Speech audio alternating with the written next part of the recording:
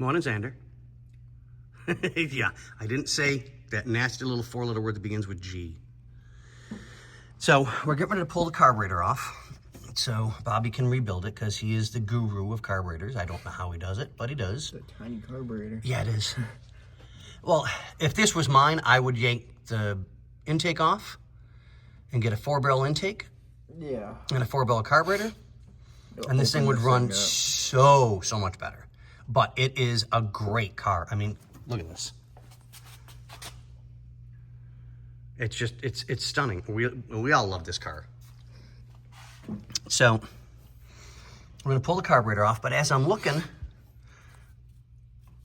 disconnected vacuum lines like crazy.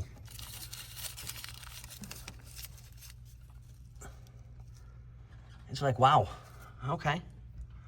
But this one's gonna be kind of short today because we're just trying to get everything done and get it taken care of because Bobby's on his way in, so. But on that note, ladies and gentlemen.